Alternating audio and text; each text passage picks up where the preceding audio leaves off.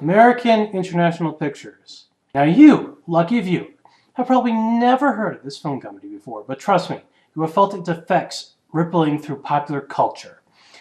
They were started in 1954 and groups to determine what its consumers might like to watch in a movie. And as all the adults were watching better movies and the kids were watching television, they relied on teenagers. What AIP made in response to these focus groups was a long line of campy comedy flicks, bad horror films, and sci-fi musicals. We have them to thank for about half of the Mystery Science Theater 3000 output, including The Brain That Wouldn't Die, The Amazing Colossal Man, and Space Mutiny, all 7 of the Annette Funicello Frankie Avalon Beach Party movies, and the Amityville Horror. Not the movie, the actual horror. This is gonna hurt, right? Don't ask questions you already know the answer to. Hi, I'm Talent. I'm Stampede. And my name is Captain Sarcasm. And we're the script doctors. Now, today's film, 1965's Sergeant Deadhead, was like most AIP films in that it consisted of approximately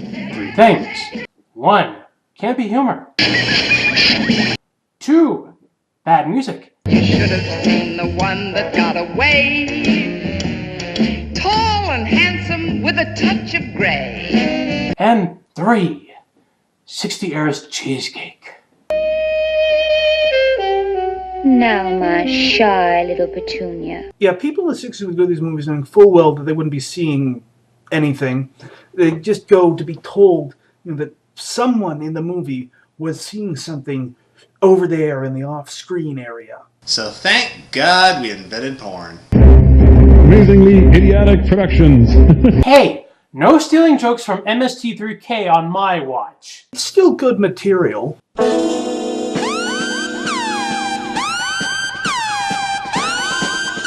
Right, shutting up. Our film opens up on Frankie Avalon, playing the titular hero, and I use that term loosely, Sergeant Deadhead. Frankie Avalon.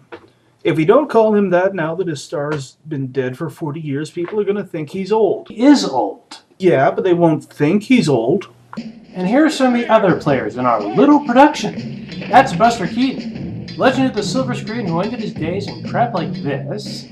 And here's Deborah Wally, playing Lucy Turner, who is Deadhead's obligatory love interest. We were supposed to get married this weekend. I know, Lucy, and I always try to keep my promises. We've called off the wedding twice before. Well, it isn't all my fault, Lucy, honey. The Air Force just doesn't like people getting married in the guardhouse. Yeah, I know. And every time we're supposed to get married, that's where you end up. Yeah, how about that? Hup, 2, 3, 4. Ah, the casual sexism of the 60s. Why, look, it's a man getting ordered around by a woman. How delightfully absurd. Deadhead lives up to his name named Myriad of ways.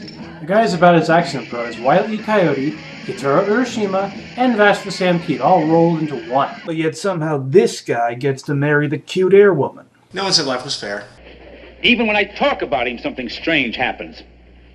That man Deadhead has to be kept in the guardhouse until after Project Moon Monkey is complete. Oh, you forgot too. We're not supposed to mention Project You-Know-What out loud. Well, it was a slip of the lip, my dear.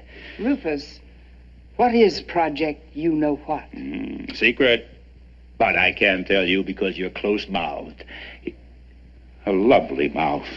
Harry Morgan and Majel Barrett, no, 1,000 times, no.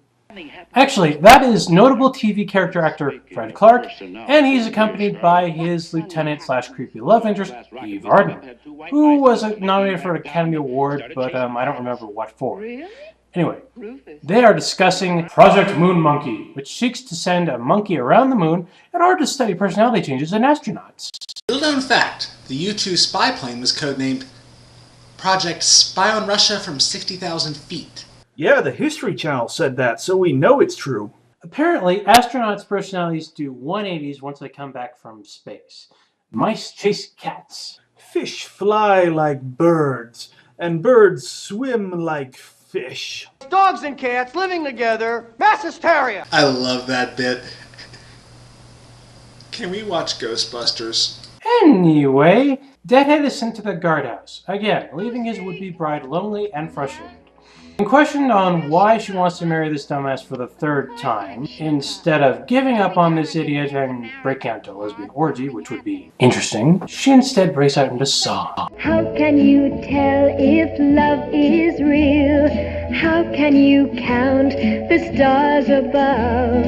How can you tell if what you feel is really love? Love's a beautiful thing, I know. Love makes the world go round. Love is losing a $10 bill and the feeling you get when it's found. Jeez, the lip sync is way off on all these songs. That's right, second wave feminists. Don't worry about your careers or striving for equality in male-dominated fields. You can get by just by thinking with your vaginas. Or whatever it is you people call them. Frankly, I think the whole thing is a myth. Spread by communists! It doesn't seem like a military barracks at all. It's more like a high school slumber party. What the hell? Not even a pillow fight? Oh, what, the movie isn't sexist enough for you already? You know, in some other universe, female counterparts of us are watching a gender-flipped version of this movie, and your counterpart is making the exact same comment. Yeah, but that entire universe only exists to provide commentary on the sexism in this universe. I mean, didn't you see that episode of Red Dwarf? How could you do this to me? Well, what do you want me to do? I'm sorry, okay? Sorry. That's it, sorry. Wham bam, thank you, mister.